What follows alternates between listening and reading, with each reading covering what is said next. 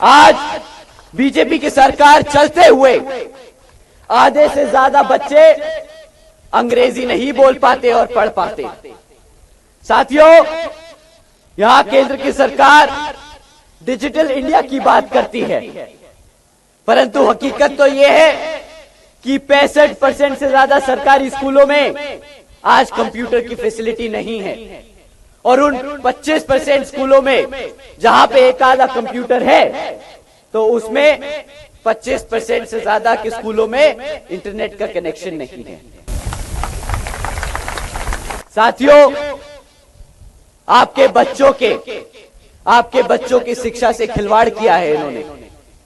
मैं उम्मीद करता हूं कि आप समझते हैं कि शिक्षा से खिलवाड़ करने का मतलब क्या है।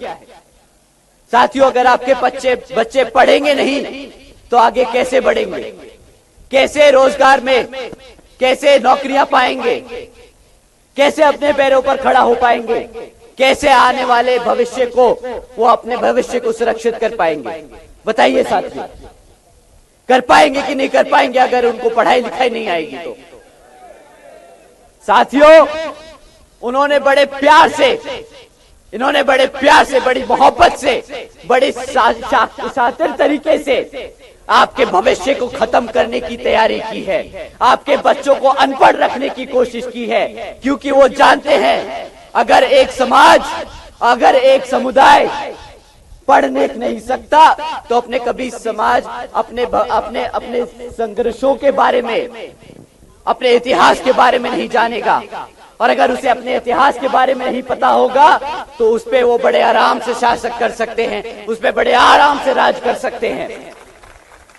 ये अगर किसी तरह हमारे बच्चे पढ़ लिख जाए तो बेचारे रोजगार के लिए दर बदर भटकते रहते हैं। अब रोजगार का क्या हाल है, मैं आपको फिर से 3 पॉइंट बताता हूं। साथियों, 10 साल से बीजेपी की सरकार चल रही है केंद्र में। बीजेपी की सरकार से चलते हुए आज 3 में से 1 ग्रेजुएट बेरोजगार घूम रहा है। साथियों, इनकी सरकार चलते हुए ऐसी खबरें बहुत आम हैं। मैं आपको एक खबर सुना के दिखाता हूं। 90,000 से ज्यादा पीएचडी स्कॉलर्स, इंजीनियर्स और ग्रेजुएट्स युवा क्लास 4 की नौकरी के लिए अप्लाई कर रहे हैं। ये न्यूज़पेपरों में आम हेडलाइंस है।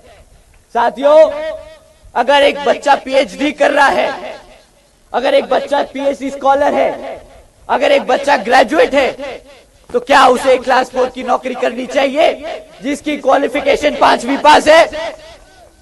साथियों, इसका क्या मतलब है? इन्होंने पिछले 10 साल में कितना रोजगार दिया?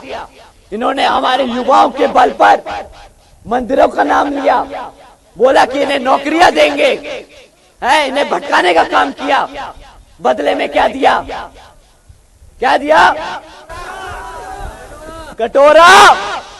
तो साथियों, इस बारी क्या दोगे इनको वोट मांगने पर?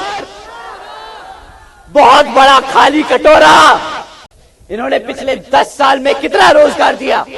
इन्होंने हमारे युवाओं के बल पर मंदिरों का नाम लिया, बोला कि इन्हें नौकरियां देंगे, इन्हें भटकाने का काम किया। बदले में क्या दिया? क्या दिया? कटोरा। तो साथियों, इस बारी क्या दोगे इनको वोट मांगने पर? बहुत बड़ा खाली कटोरा। इनको वापस इनका कटोरा थमा के भेज दीजिएगा और जवाब दे दीजिएगा कि हमारा वोट हमारी बहन जी के साथ है। साथियों, जो बहन जी के खिलाफ है वो खाली बहन जी के नहीं, वो मान्यवर साहब के खिलाफ है, वो इस बाबा साहब भीमराव अंबेडकर जी के खिलाफ है, वो आपके बहुजन समाज पार्टी के खिलाफ है, वो इस संविधान के खिलाफ है।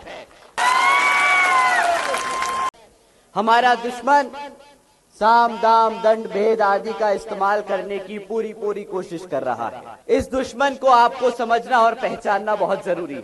साथियों, ये दुश्मन आपसे, आपके मूवमेंट पे सीधा वार नहीं करते। ये बहुत समझदार है।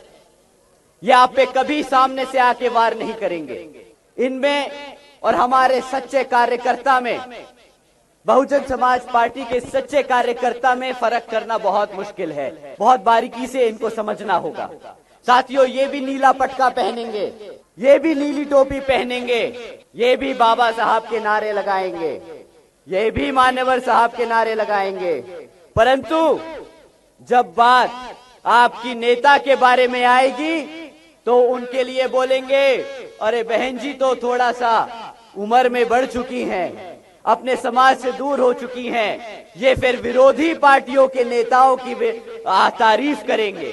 साथियों, यहीं पे आपको उनको पकड़ना है जो आपके बीच में रहकर अपने आप को नेता बताए या विपक्षी नेताओं को आपका शुभचिंतक बताए, उनसे आपको संभल के रहना होगा।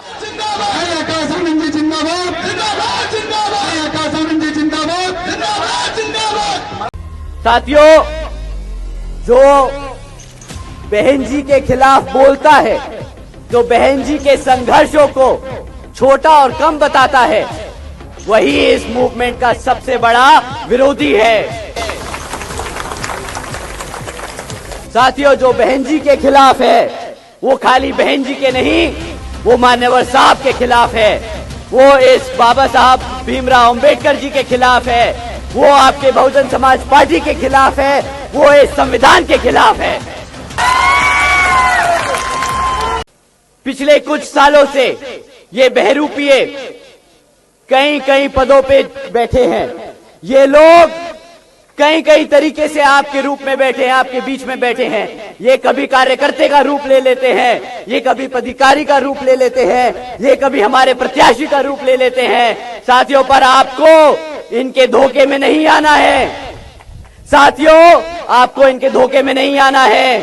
अगर ये बात आपकी नेता की करते हैं, अगर ये बात आपके बहुजन समाज की करते हैं, अगर ये बात आपके बहुजन समाज पार्टी की करते हैं, तो आप अपना वोट हाथी को ही दबा कर देने का काम करें।